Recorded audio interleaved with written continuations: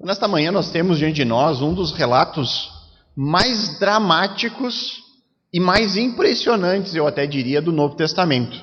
Um texto que possivelmente nós não damos a devida importância a ele, que é a narrativa do momento em que Cristo se foi, do momento em que Cristo deixou este mundo e foi elevado aos céus diante dos olhos dos seus discípulos.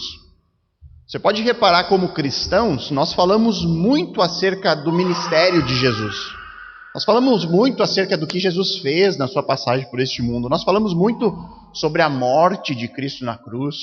Falamos muito sobre a ressurreição de Jesus, e tudo isso é muito importante. Mas nós falamos pouco, ou quase nada, acerca da ascensão de Cristo. E por falarmos tão pouco disso, nós deixamos muitas vezes até de meditar nisso. Mas, possivelmente você já leu o livro de Atos mais de uma vez, e aí você passou por esse texto e talvez não ficou meditando ali de uma maneira mais profunda em um relato que é bastante dramático, mas que é também muito esclarecedor. Existe aqui no texto de hoje algumas informações que são cruciais, informações que certamente fizeram diferença na vida dos discípulos naquele momento histórico de Atos, nesse momento de transição que eles se encontram. Você imagina que eles caminharam com Cristo, estavam ali diante do rei Messias, que eles tinham a esperança de que reinará agora. Será neste momento, né? Nós vimos a pergunta que eles fizeram nos textos anteriores, nos primeiros versículos. E agora eles vão passar por uma transição da qual Jesus não estará mais com eles. E eles vão ser aqueles personagens centrais para o progresso do evangelho no mundo. Então, aquilo que vai acontecer aqui é extremamente importante para eles naquele momento, mas também continua a ser muito importante para nós hoje. Faz muita diferença para nós sabermos as informações que está contido aqui. Então, meu objetivo é analisar isso, né? É poder meditar de maneira profunda em um texto que muitas vezes passa batido de nós e extrair do texto informações que sejam relevantes e que nos mostrem mais acerca de quem Jesus é, que nos mostrem mais acerca daquilo que nós devemos fazer como cristãos neste mundo, e que a gente possa sair daqui dessa manhã conhecendo mais a Escritura, sabendo mais profundamente acerca de Cristo e sabendo mais profundamente acerca de nós mesmos. Qual o nosso papel agora como discípulos de Cristo, como aqueles que estão neste momento no mundo e que precisam levar o Evangelho adiante. Então vamos fazer a leitura de Atos 1, versos 9 a 11. O texto diz assim: Depois de ter dito isso, Jesus foi elevado às alturas à vista deles, e uma nuvem o encobriu dos seus olhos. E estando eles com os olhos fixos no céu, enquanto Jesus subia, eis que 2 homens vestidos de branco se puseram ao lado deles e lhes disseram: Homens da Galileia, por que vocês estão olhando para as alturas? Esse Jesus que foi levado do meio de vocês para o céu, virá do modo como vocês o viram subir. Irmãos, pensem só se nós não tivéssemos esse relato aqui nas Escrituras. Pense se nós não tivéssemos essas informações que nós acabamos de ler. Se nós não soubéssemos o que aconteceu com Jesus depois da ressurreição. Quantas dúvidas a mais nós teríamos sobre o que aconteceu com Cristo? Quantas dúvidas a mais, além daquelas que nós já temos naturalmente? Quantas dúvidas a mais nós ficaríamos tentando encontrar respostas sobre onde está esse Jesus que ressuscitou? Quantas dúvidas nós teríamos a mais sobre, mas o que aconteceu com esses discípulos aqui que eles mudaram tanto dos evangelhos para Atos? Nós fizemos a exposição do evangelho de Mateus aqui, né? 5 anos estudando, e nós acompanhamos um grupo de alunos difíceis, duros de aprender, homens de pequena fé, segundo Jesus. E aí nós vamos para Atos e nós vamos acompanhar aqui heróis, pessoas que deram a sua vida por Cristo, pelo Evangelho. Então, por esses motivos aqui que eu citei, eu digo que este é um relato esclarecedor. É um relato esclarecedor sobre o que aconteceu com Jesus, sobre a sua ascensão. Porque o texto aqui vai trazer para nós pelo menos 3 questões principais e que traz informações extremamente importantes. Primeiramente, nós vamos responder aqui algumas perguntas que ficariam. Onde está esse Jesus que ressuscitou? Onde está essa pessoa que os apóstolos testemunharam que venceu a morte? Que nem a sepultura pôde conter. Onde está este homem? O texto também vai esclarecer para nós sobre o pontapé inicial de uma grande mudança na vida dos discípulos. O texto aqui narra para a gente uma exortação angelical. Uma exortação angelical que mudou a direção do olhar destes primeiros discípulos de Cristo. Sabe quando a gente toma, às vezes, o que a gente chama de presta atenção? A semana tomei um presta atenção. O pastor veio e falou alguma coisa para mim, ou fulano veio e me disse, me acordou, me fez acordar para a realidade. Às vezes a gente precisa de uns chacoalhões. Parece que foi o caso aqui. Os discípulos tomaram presta atenção destes dois homens, que nós veremos quem são no texto. E essa exortação, ela foi recebida por eles, e eu diria que ela é de fato o pontapé inicial de uma grande mudança na vida dos discípulos. E aí, por fim, nós também veremos que o texto esclarece sobre o que nós devemos esperar como cristãos. O que vai acontecer no futuro? Quais serão os próximos episódios envolvendo a presença física de Jesus neste mundo? Então vamos iniciar pelo primeiro dos 3 esclarecimentos. O texto aqui nos traz informações sobre onde está Jesus.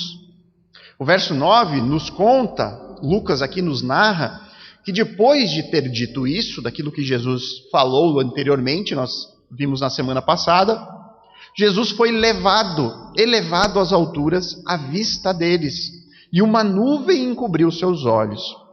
O relato que Lucas faz aqui, ele é complementar àquilo que ele escreveu no Evangelho.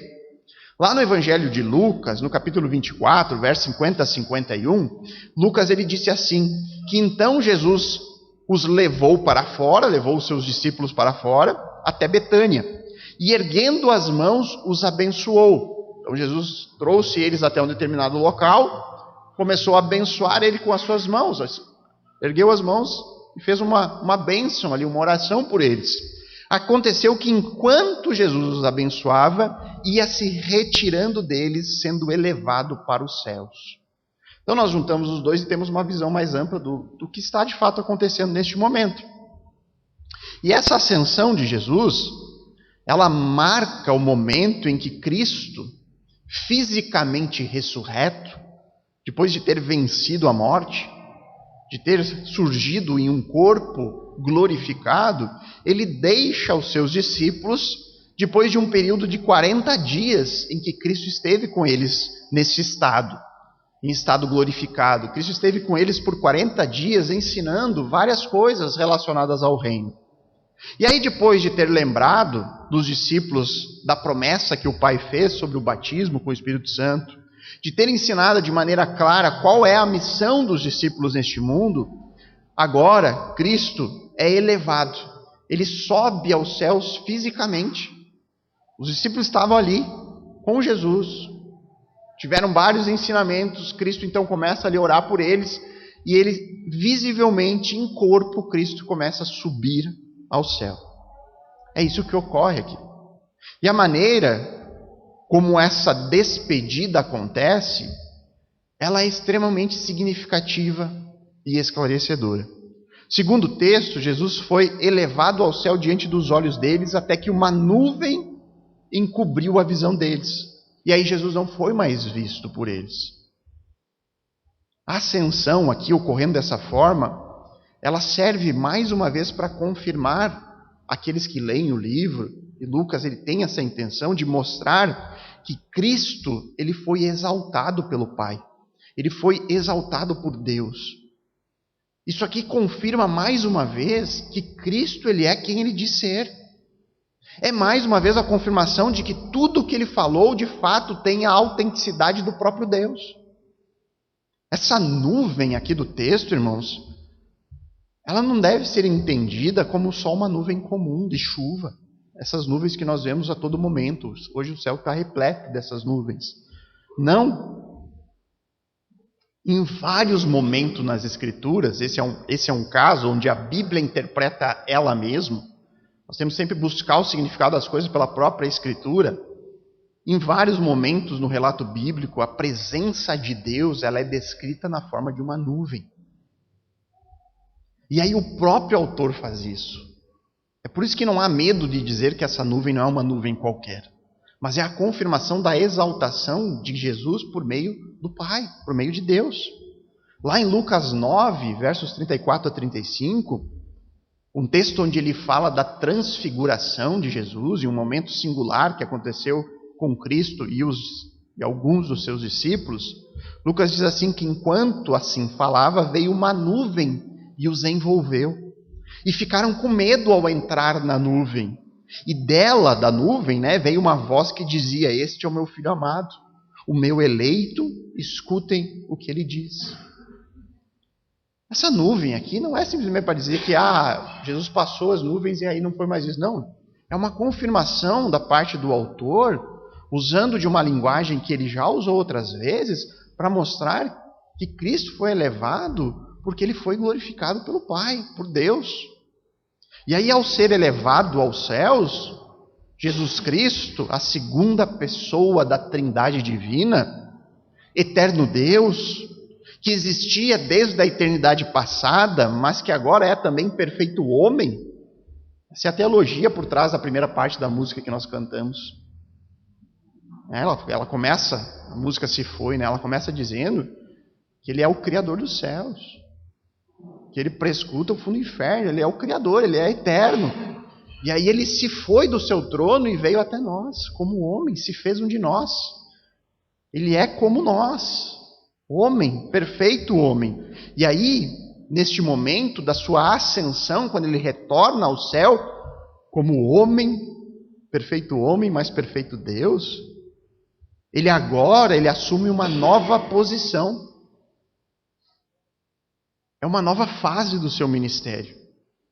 Ele agora assume uma posição de autoridade suprema à destra do Pai. Isso é algo que é afirmado várias vezes no Novo Testamento, especialmente pelo autor de Hebreus. O autor de Hebreus ele chega a ser cansativo enquanto ele coloca a ênfase na posição atual de Jesus. Ele começa no primeiro capítulo de Hebreus 1:13, ele vai dizer que o Filho, que é o resplendor da glória de Deus e a expressão exata do seu ser. Jesus é a expressão exata de Deus. Não é uma expressão semelhante. Ele é a expressão exata, porque ele é o próprio Deus. Sustentando todas as coisas pela palavra do seu poder. Depois de ter feito a purificação dos pecados, ou seja, depois de ter vindo ao mundo e ter morrido por nós, ele assentou-se à direita da majestade nas alturas. Depois ele vai dizer no capítulo 8, verso 1, ora, o essencial das coisas que estamos dizendo é que temos tal sumo sacerdote. Fala de Cristo como aquele que nos representa diante de Deus, que se assentou à direita do trono da majestade nas alturas. Ele repete a posição de Cristo atual. Depois, no capítulo 12, verso 2, ele vai dizer, olhando firmemente para o autor e consumador da fé, Jesus, o qual em troca da alegria que lhe estava proposta, suportou a cruz, sem se importar com a vergonha, e agora está sentado à direita do trono de Deus. Mais uma vez ele reforça a posição atual. Então percebam que a ênfase do autor de Hebreus coloca na posição de autoridade que Cristo ocupa hoje no seu ministério. E aí quando a gente vê essas expressões, sentado à direita da majestade, sentado no trono ao lado de Deus, isso aqui não tem a intenção de formar para nós simplesmente uma posição física de Jesus, onde que ele está hoje, sentadinho no trono do lado de Deus. Não, essas expressões servem para indicar a autoridade, servem para nos mostrar o poder que Cristo tem. Autoridade máxima e suprema. Agora, qual é o significado prático para nós dessa nova realidade? Qual é o papel de Jesus hoje? O que Cristo, afinal de contas, está fazendo nesse exato momento no seu ministério que é realizado no céu, à direita do trono de Deus, local em que ele se encontra fisicamente hoje. Ele subiu em corpo. E eu creio que vocês concordarão comigo. Que se nós pudéssemos escolher, certamente nós escolheríamos por ter Jesus conosco, presente, fisicamente. Se nós pudéssemos escolher onde Jesus deveria estar neste momento, nós diríamos, não, esteja aqui conosco, na nossa igreja. Esteja entre nós fisicamente. E isso, irmãos, certamente ocorre porque o nosso olhar, ele muitas vezes foge daquilo que é o principal propósito da ascensão de Jesus. Foge ao nosso olhar o quanto que este evento que nós estamos vendo é fundamental para a nossa fé. É fundamental para a fé cristã. Eu li vários comentaristas que dizem a mesma coisa, que a doutrina da ascensão de Cristo ela é muito negligenciada pelos cristãos ao longo da história. Nós não damos a devida importância a ela. E eu tendo a concordar com isso porque nós falamos muito pouco acerca desse assunto. E por consequência, nós acabamos por não tomar ciência de que apenas por conta desta sua posição elevada hoje, que Cristo pode cumprir com muitas das suas promessas. Como, por exemplo, a promessa que ele entrega em Mateus 28:20, que eis que estou com vocês todos os dias até o fim. Porque é a ascensão que possibilita o derramar do Espírito Santo, que hoje habita em cada um de nós. Cristo está conosco espiritualmente porque o Espírito habita em nós. E o Espírito Santo só veio depois da ascensão. Jesus, ele disse aos seus discípulos que convém que eu vá, porque quando eu for, eu enviarei a vocês o Consolador. Por isso que eu digo, essa doutrina da ascensão ela é extremamente importante para a nossa fé hoje. Mas não só isso. A ascensão de Jesus marca 3 aspectos do seu ministério atual, que são extremamente importantes. O primeiro é que quando Cristo é elevado por Deus e colocado numa posição de autoridade máxima, Cristo ele se torna, portanto, Senhor. E aqui quando eu falo Senhor, que Jesus é Senhor, eu não estou falando que Jesus ele é uma pessoa respeitável por nós. O uso mais comum do termo Senhor hoje nos nossos dias é como educação. Como prestar respeito por alguém, né? Você chama a pessoa, como vai o Senhor? Mas na Bíblia, Senhor vem da realidade dos escravos. Jesus, ele é dono. Ele é dono de tudo e de todos. E essa é uma verdade objetiva. Falei sobre isso na quarta-feira aqui na escola bíblica. O que é algo objetivo e algo subjetivo. Uma verdade objetiva, ela é verdade, não importa o que eu pense sobre isso. Quando eu digo que Jesus é Senhor e essa é uma verdade objetiva, eu estou dizendo que Jesus ele é o seu proprietário. Ele é o meu proprietário.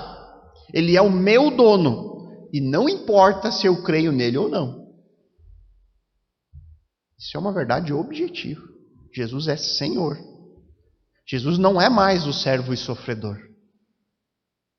Ele é aquele que subiu ao céu e está em um trono, que tem autoridade máxima sobre tudo e todos, de tal forma que não há nada neste universo que Jesus não possa afirmar, isso é meu. Isso é ser Senhor.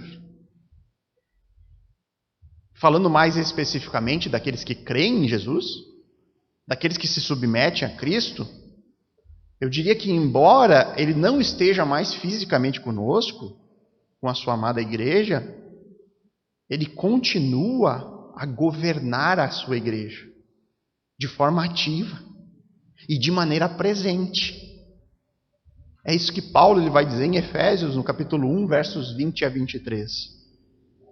Ele diz, ele exerceu esse poder em Cristo, ressuscitando dentre os mortos e fazendo-se assentar à sua direita nas regiões celestiais. Paulo usa a mesma expressão de autoridade e poder. Acima de todo principado, potestade, poder, domínio e todo nome que se possa mencionar, não só no presente século, mas também no vindouro. Paulo enfatiza, Jesus é a autoridade máxima acima de qualquer um, seja agora, seja no futuro. E sujeitou todas as coisas debaixo dos pés de Cristo, e para ser o cabeça sobre todas as coisas, e o deu à igreja, o qual é o seu corpo, a plenitude daquele que tudo enche em todas as coisas. Jesus, ele é o cabeça da igreja. E ele exerce essa posição hoje. Jesus é aquele que dirige, aquele que guia, aquele que comanda, aquele que está no controle do corpo. Não tem como ser mais claro em relação ao status de Jesus hoje do que o que foi dito por Paulo em Efésios. Ele domina sobre tudo e todos, mas em especial ele é aquele que guia a sua igreja neste mundo. Mas além de Senhor, Jesus, ele é também agora o único mediador daqueles que creem nele. Cristo se tornou o sumo sacerdote do crente e ele está ativamente intercedendo pelos seus discípulos. Romanos 8:34 diz assim: quem os condenará? Quem os condenará? E aí Paulo responde: ninguém. Por quê? Porque é Cristo Jesus que morreu, ou melhor, que ressuscitou, o qual está à direita de Deus e também intercede por nós. Como estaremos de alguma forma condenados se Cristo morreu por nós? Se Cristo ressuscitou, afirmando que o sacrifício foi aceito por Deus. E digo mais, Paulo fala, Cristo está neste momento no céu, na sua posição de autoridade máxima, intercedendo por nós. Quem, portanto, nos condenará? Quem, portanto, vai imputar a nós algum tipo de condenação? Vocês conseguiram compreender isso, irmãos? O ser de maior autoridade que existe, aquele que criou e que sustenta o universo, ele está nesse exato momento intercedendo por nós, clamando. Ele está lá nos guardando em súplicas de amor. Quer segurança maior do que essa? O que nós temeremos? Por que muitas vezes nós temos medo? Cristo está neste momento intercedendo em nosso favor. Não há motivo algum para temermos. E por fim, queridos, a ascensão mostra também que Cristo, ele assumiu a posição de juiz. Aquele que tem autoridade para julgar todas as coisas. E aqui eu selecionei 2 textos que ressaltam essa posição de poder e autoridade de Cristo como juiz. Lá em Filipenses capítulo 2, versos 9 a 11, ele diz assim: por isso também Deus o exaltou sobremaneira, e lhe deu um nome que está acima de todo nome, porque ao nome de Jesus se dobre todo o joelho, nos céus, na terra e debaixo da terra, e toda língua confesse que Jesus Cristo é Senhor, para a glória de Deus Pai. Todos se dobrarão diante dessa autoridade. Todos, não importa, é uma verdade objetiva. Não importa o que eu ache sobre isso. Não importa se eu acredito ou não. Essa é uma verdade objetiva. Um dia, mesmo aqueles que rejeitam, terão que reconhecer quem é Jesus, a sua autoridade, o seu poder. Depois, em 2 Timóteo 4,8, Paulo vai dizer assim: desde agora me está guardado a coroa da justiça, que o Senhor, reto juiz, me dará naquele dia. E não somente a mim, mas também a todos os que amam a sua vinda. Aqui Paulo chama claramente de Cristo como o juiz, reto juiz. Quando Cristo vier à terra, quando Cristo voltar a este mundo, só vai haver 2 maneiras de nos relacionarmos com Ele.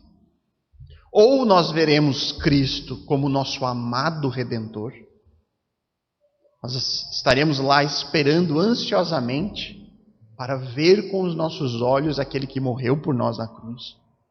Ou Cristo será para mim um temível juiz, aquele que vai estar diante de mim para julgar os meus atos, aquele do qual eu terei que prestar contas da minha vida a Ele. Só essas duas maneiras, irmãos, nenhuma outra. Por isso que eu digo que este é um dos motivos pelo qual o relato da ascensão é esclarecedor. Porque ela nos informa o que aconteceu com Jesus. Ela nos diz onde Jesus está agora. E aí, quando a gente junta com o restante da revelação do Novo Testamento, nós podemos saber o que Cristo está fazendo hoje. Cristo está no céu, foi exaltado pelo Pai, recebeu mais alta posição, Supremo Senhor, único mediador, aquele que tem autoridade máxima e que um dia virá para julgar todas as coisas.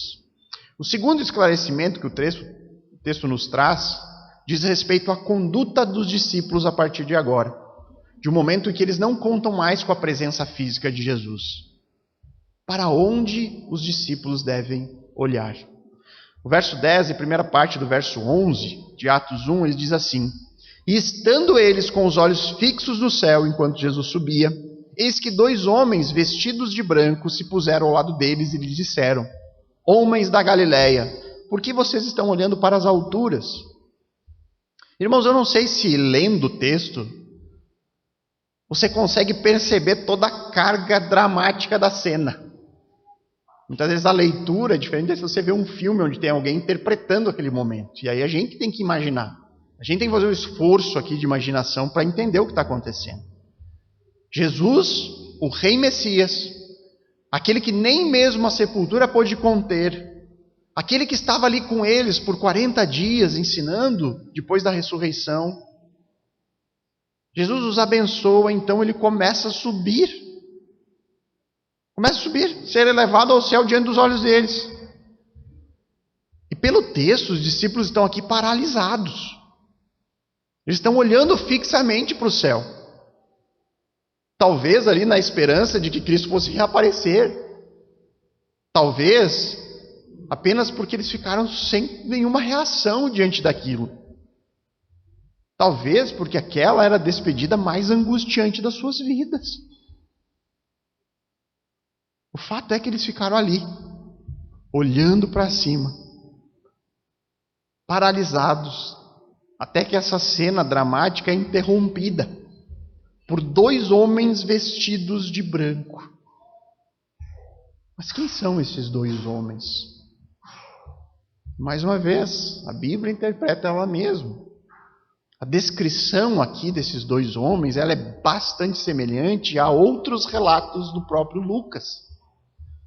No seu Evangelho 24, capítulo 24, verso 4, ou até mesmo aqui de Atos, capítulo 10, verso 30, nos relatos e na descrição que são feitas nesses 2 textos, demonstram que esses 2 homens aqui são seres angelicais. Eles são descritos em outros textos onde Lucas fala claramente que são anjos. Então esses 2 anjos aqui estão ali e repreendem os discípulos. Parece que os anjos ali trazem de volta eles para a terra. É como se eles dissessem: homens da Galileia, parem de olhar para cima. Vocês agora têm que olhar para frente. O que vocês estão fazendo aí parados? Jesus não deu a vocês instruções? Um novo tempo da história da redenção começou agora. Vocês precisam ir cumprir com aquilo que Cristo determinou. E aqui eu lembro vocês do momento de transição que eles estão vivendo. É uma nova fase, uma nova era se inicia a partir deste livro. É algo completamente novo. Algo misterioso começa a se cumprir na história. E aqui o termo misterioso eu pego emprestado de Paulo. Por que é misterioso? Porque não havia sido revelado por Deus no Antigo Testamento. As profecias do Antigo Testamento falavam que o Messias viria e restauraria. E aí Cristo ensinou que não seria assim. Há um tempo agora entre a sua primeira vinda e a restauração. E neste tempo, a igreja, aqueles que recebem o Espírito Santo, tem um papel fundamental. E nós vamos acompanhar essa transição do Deus que se revelava por meio de uma nação, que se relacionava por meio do povo de Israel, ao ponto que ele é chamado nas Escrituras de o Deus de Israel, o Deus de Abraão, o Deus de Isaac, o Deus de Jacó. Nós veremos que agora Deus não pode mais ser encontrado por meio da nação. Deus não é mais encontrado no templo em Jerusalém, mas ele é encontrado apenas por meio do Messias que foi morto, que ressuscitou e que foi elevado aos céus. De uma única nação para todas as nações da terra. A salvação está disponível para qualquer pessoa por meio da fé em Cristo crucificado. Todo que crê, independente do povo, da língua, da nação, ele se torna habitado pelo Espírito Santo. E ele então é introduzido no corpo espiritual do qual o cabeça é Cristo. Os discípulos são aqueles que vão introduzir este novo período. Esse novo período tem exatamente início em Atos 2, onde nós veremos logo mais adiante. Cristo iniciou uma nova era. Ele está formando um povo para si. Um povo que possui uma característica marcante. Um povo missional. Os cristãos, eles têm uma missão. Eles têm um propósito. E este propósito, essa missão, qual que é? É ser próspero e desfrutar de uma vida de plena vitória no tempo atual. Este é o propósito do cristão? Não, né? De acordo com o que se ouve por aí, até poderia, mas é claro que esse não é o propósito do cristão. A missão cristã é proclamar o Evangelho. É anunciar que existe salvação para o homem pecador. É pregar que o preço pelos nossos pecados foi pago na cruz, por Jesus de Nazaré, o Emanuel, aquele que é Deus conosco. O Senhor, em graça, entregou por nós a Cristo. Jesus assumiu para si a culpa pelos nossos pecados. E a nossa missão é proclamar essa mensagem. Não é dizer por aí que Jesus tem uma vida de sucesso e de prosperidade para você no tempo presente. Não é essa a nossa missão. Porque dizer isso é mentir, irmãos. Dizer isso é pecar contra Deus. É acumular juízo sobre a sua própria cabeça. A nossa missão é dizer que este mundo de dor e sofrimento não é tudo o que existe. A nossa missão é alertar as pessoas sobre aquilo que o pecado fez conosco, sobre aquilo que o pecado fez com este mundo. E aí então dizer que existe uma boa notícia sobre isso. A boa notícia é que nós podemos crer no Filho, naquilo que Ele fez por nós podemos confiar nas suas palavras que falam de um reino futuro, um reino de paz e justiça. Nós temos que parar de ficar olhando para cima, de ficar olhando para trás, de ficar olhando para baixo e olhar para frente, para aquilo que nos espera na eternidade. Mas enquanto essa realidade não chega, a nossa missão é focar naquilo que temos que fazer. É focar no anúncio, na proclamação. Sabendo que Cristo se foi, subiu ao céu, mas Ele não nos deixou desamparados. Cristo se foi, mas Ele nos deixou seguros. Porque Ele está hoje intercedendo por nós. Porque Ele nos deu o Seu Santo Espírito. Porque Ele estará conosco até o fim. Jesus não está mais fisicamente presente, mas nós podemos desfrutar dele espiritualmente. De tal forma que o apóstolo Paulo fala que nós podemos até nos revestir de Cristo. Lá em Gálatas 3, verso 26 a 27, diz assim: pois todos vocês que são filhos de Deus, mediante a fé em Jesus Cristo, olha só como é, o grupo é apenas um, né? Vocês são filhos de Deus, Quem são os filhos de Deus? Aqueles que têm fé em Cristo Jesus. E somente esses. E ele diz, porque todos vocês que foram batizados em Cristo, de Cristo se revestiram. Esse revestimento de Cristo é uma das metáforas favoritas de Paulo. Ele vai usar ela em Romanos 13, no texto de Gálatas, no texto de Efésios 4, no texto de Colossenses 3. Aquelas ilustrações que ele pegou para si, e aquilo fazia tanto sentido para ele que ele usou várias vezes. Em Gálatas, aqui, ele compara literalmente Jesus com uma roupa.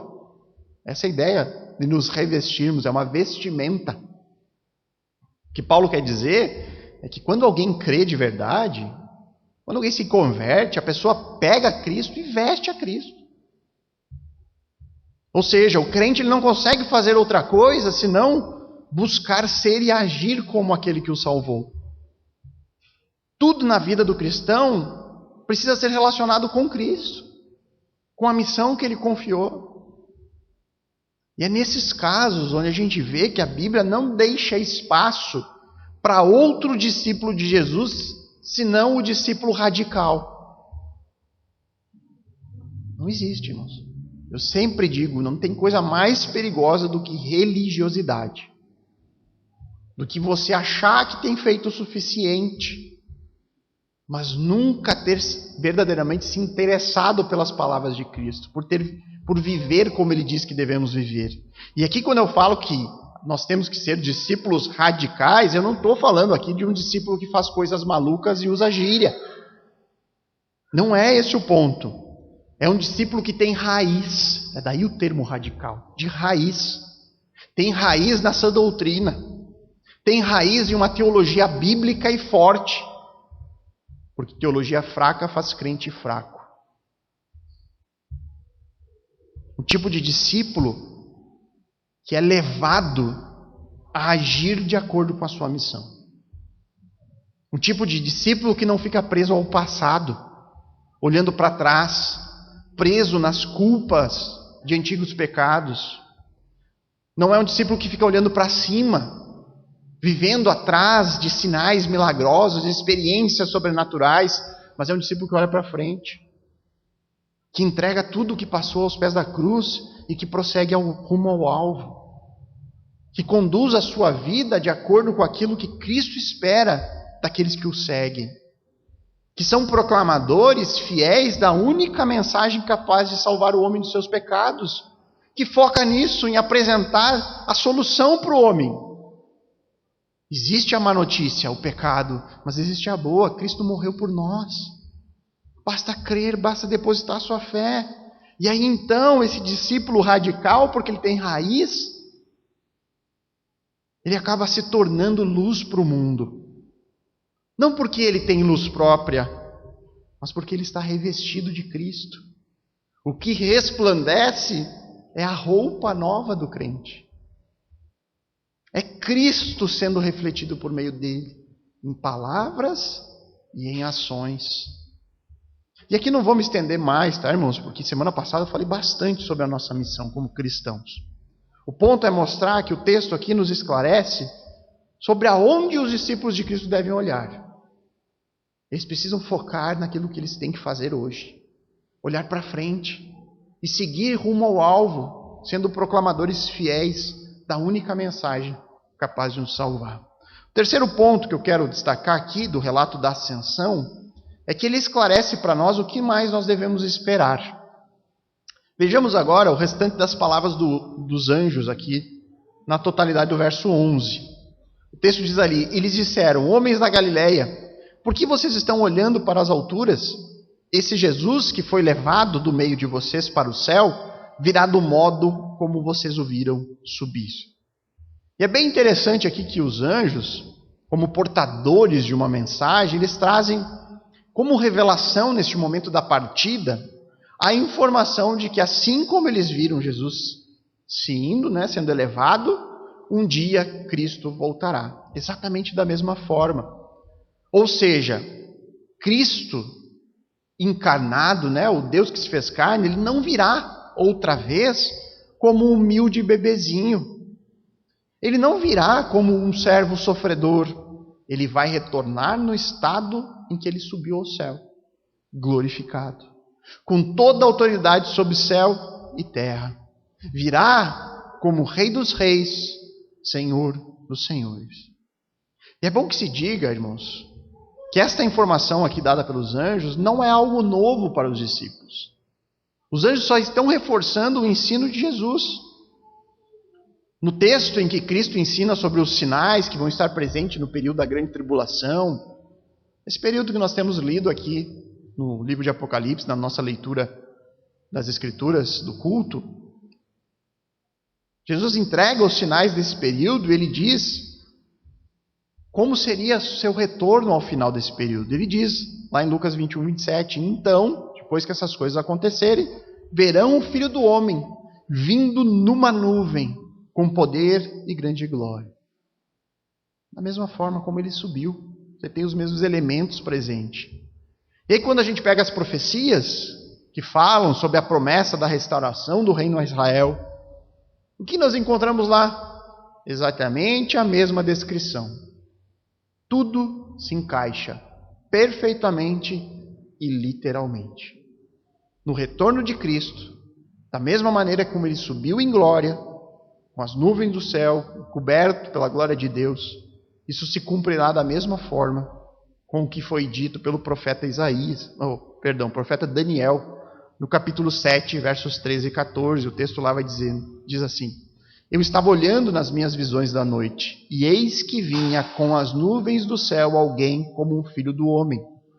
Foi-lhe dado o domínio, a glória e o reino, para que as pessoas de todos os povos, nações e línguas o servissem. O seu domínio é domínio eterno, que não passará, e o seu reino jamais será destruído.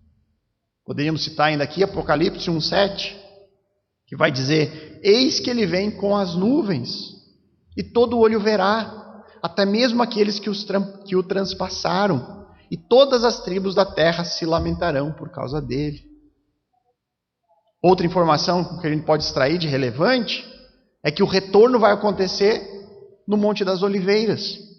Se você observar no verso 12 de Atos 1, ele diz ali que então os apóstolos voltaram do Monte das Oliveiras para Jerusalém. Esse foi o local da ascensão. Possivelmente o seu retorno se dará neste mesmo lugar. Os anjos disseram que Jesus virá do mesmo modo com que subiu. Será que as profecias dizem algo acerca disso? Zacarias capítulo 14. E um texto onde ele cita a vinda do dia do Senhor e o momento em que o próprio Deus vai entrar em cena e vai restaurar o reino a Israel.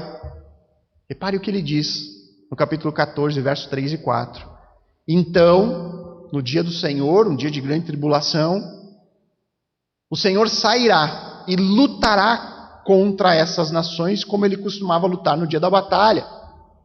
Profecia que se refere no dia em que o próprio Deus entra em cena para terminar com a grande tribulação e dar início ao seu reino milenial. E ele diz, naquele dia, quando isso acontecer, quando Deus vier a este mundo lutar nesta batalha, os seus pés estarão sobre o Monte das Oliveiras, que está em frente a Jerusalém para o leste. Exatamente como afirmava as profecias. Isso é o que os anjos disseram. A informação que vem da parte de Deus, porque anjos são mensageiros de Deus, é que assim como Cristo subiu ao céu, um dia ele voltará. E era apenas isso que os discípulos precisavam ouvir neste momento. E eu diria até que esta continua sendo a informação mais importante para nós hoje, discípulos do tempo presente. Nós devemos sempre ter em mente de que, por certo, Jesus voltará. Por certo, Jesus virá consumar o seu reino neste mundo. Já que nós não desfrutamos da sua presença física, nós temos que exercitar os nossos olhos da fé. Nós temos que ter fé e confiança do que foi nos revelado a nós. Crer nisso que foi dito, que um dia o nosso rei voltará. Essa deve ser a nossa esperança consoladora. A certeza de que isso que nós vivemos aqui hoje não é o fim. De que todo o sofrimento na vida presente daqueles que creem em Cristo tem data e hora marcada para acabar. Que a verdadeira vida ainda está para ser revelada. E graças a Deus, irmãos, nós temos, além da informação de que Jesus vai voltar a restaurar, confirmada pelos anjos, narrada por Lucas em Atos, o apóstolo João nos deu ali uma porçãozinha, né?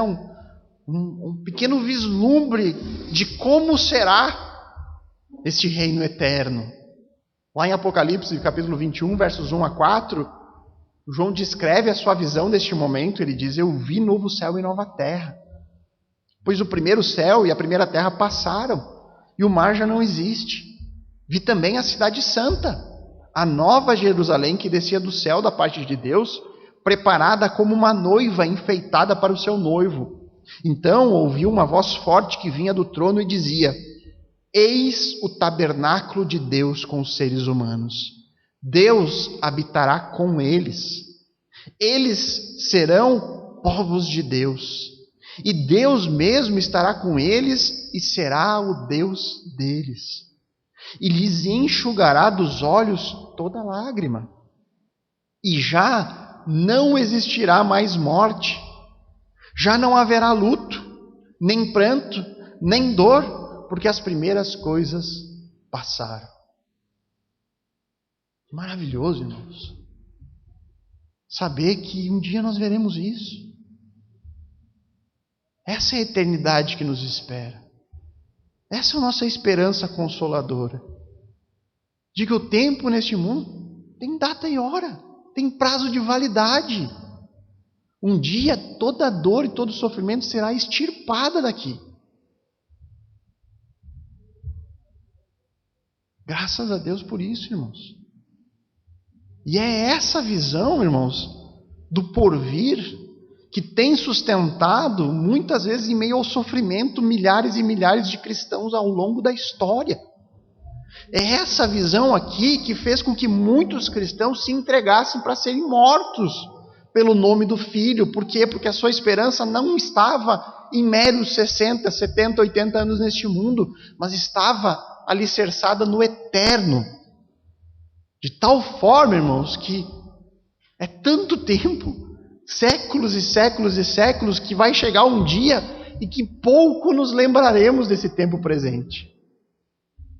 E quantas vezes nós nos agarramos no aqui e no agora, irmãos? Quantas vezes nós queremos que a nossa vida aqui não acabe? A vida está boa. Ou muitas vezes nós perdemos a esperança porque o sofrimento é tanto que nós não conseguimos enxergar o que está por vir. Mas é essa esperança consoladora que fez com que Paulo escrevesse em Romanos 18 que porque para mim tenho por certo que o sofrimento do tempo presente, Paulo foi alguém que sofreu prisão, foi espancado, foi decapitado por Cristo. Mas ele diz: olha, eu tenho por certo que esses sofrimentos que ele se dispôs a passar, bastava ele parar de falar de Cristo e acabava o sofrimento para ele.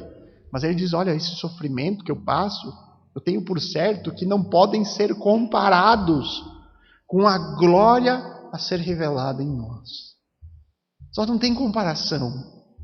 Não tem sofrimento grande o bastante que me faça negociar aquilo que me espera. Porque nada é comparável. Nada. O que devemos esperar como cristãos, irmãos? Qual deve ser a nossa grande esperança? Segundo o texto, devemos esperar o retorno do Rei, o retorno do Messias, o retorno do nosso Salvador, que um dia certamente virá. E ele não virá mais como ele veio, ele virá em glória, virá para restaurar o seu reino neste mundo. Essa é e sempre foi a viva esperança de todo o que crê. Que seja a nossa esperança também, irmãos. Que seja a nossa esperança sempre. Então, recapitulando, irmãos, aquilo que nós aprendemos por meio do texto de hoje, de Atos 1, 9 a 11, são informações extremamente importantes para nós. É um relato esclarecedor sobre a ascensão de Jesus. Nós aprendemos sobre onde Jesus está agora. Cristo ele foi elevado aos céus, exaltado às alturas e ocupa a posição de maior autoridade no universo. Sabe aquelas pessoas que escarnecem de Jesus? Sabe aquelas pessoas que fazem piadinha de Cristo? Sabe aqueles que falam que Jesus nem existe? Isso é aquilo que a Bíblia afirma, mas a Bíblia é um livro inventado. Pois bem, esse Jesus que eles escarnecem, que eles duvidam, ele é Senhor. Ele é dono de tudo e de todos, inclusive destes que duvidam, destes que desprezam. Para esses, Cristo ele não é o Salvador. Afinal de contas, essas pessoas sequer acham que precisam ser salvas. Mas para esses, Jesus ele é juiz.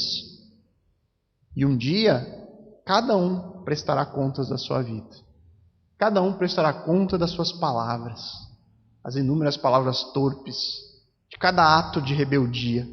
Tudo um dia será cobrado.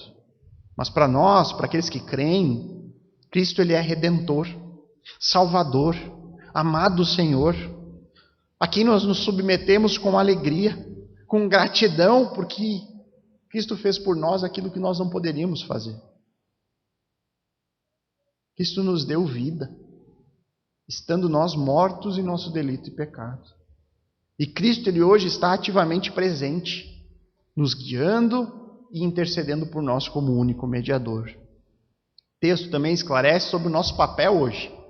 Nos orienta para onde devemos olhar para frente, cumprir com a nossa missão de proclamar as boas novas de salvação que há em Cristo. Mas nós também temos que olhar para aquilo que nos espera um pouco mais adiante. Manter o nosso olhar no dia do retorno. O texto é muito claro. Assim como ele subiu ao céu, um dia ele voltará para consumar o seu reino. Esta é a grande e maravilhosa esperança consoladora do tempo presente. Realizar esse exercício de fé, irmãos, vai nos fazer não focar tanto na dificuldade. Olhar para frente e meditar sobre o que nos espera nos faz tirar um pouco os olhos do sofrimento do tempo presente. E aí então somos possibilitados a desfrutar de uma alegria. A alegria na certeza de que um dia eu viverei aquilo pelo qual fui criado para viver. Desfrutar da presença do meu Criador eternamente. Um dia todo cristão desfrutará da plenitude da presença do seu Senhor, da plenitude da presença do seu Salvador. E ele desfrutará de um reino eterno, de paz, justiça e segurança. É quando a gente olha para isso que a gente pode dizer: vem sem demora, Senhor Jesus. Vem sem demora. Esse é o nosso desejo e oração. Vamos orar, irmãos. Amado Pai, bondoso Deus, louvado seja o Teu santo nome. Louvado seja Tua obra redentora, aquilo que o Senhor fez por nós na cruz. Louvado seja o Teu Filho que veio a nós, que abandonou o trono da glória e veio habitar, veio se fazer um de nós, perfeito homem, mas perfeito Deus, e se ofereceu na cruz pelos nossos pecados. Obrigado, Pai, porque reconhecemos que somos incapazes, completamente incapazes de encontrar qualquer merecimento na Sua presença. Não temos nada de bom a oferecer, Pai. É por isso que nós precisamos de Cristo e nós nos apropriamos de Cristo. Tomamos a obra de Cristo para nós. Lavamos os nossos pecados no sangue, no sacrifício do Cordeiro perfeito de Deus. É isso que nos traz a confiança de desfrutarmos das Tuas promessas. Não apenas aquelas promessas para o tempo presente, do qual o Senhor nos garante que habitaria em nosso coração, que estaria conosco até o fim, que nos sustentaria em meio à dificuldade, mas nós também podemos nos apropriar das promessas do reino, da eternidade, daquilo que nos aguarda, e um reino de justiça, paz, e especialmente onde o Senhor habitará conosco. E aí então o veremos como de fato é. O Senhor estará diante dos nossos olhos, contemplaremos a tua glória. Pai, não há como a gente ter 1% da imaginação necessária para tentar enxergar este momento hoje com os nossos olhos. Mas nós podemos confiar, Pai, porque a tua palavra, ela é verdadeira. A tua palavra não falha, Senhor. As profecias que falavam sobre a vinda do Messias se cumpriram exatamente conforme foram ditas. E por isso nós podemos confiar que aquilo que ainda aguarda, aquilo que ainda falta acontecer, um dia também se cumprirá. Nos ajuda, Pai. Nos conserva perseverantes até esse dia. E que possamos diariamente meditar sobre essa realidade e cada vez mais desejar em nosso coração: vem sem demora, Senhor Jesus. Volta logo, Pai. Vem consumar o teu reino neste mundo. É o nosso desejo de oração em nome de Cristo. Amém.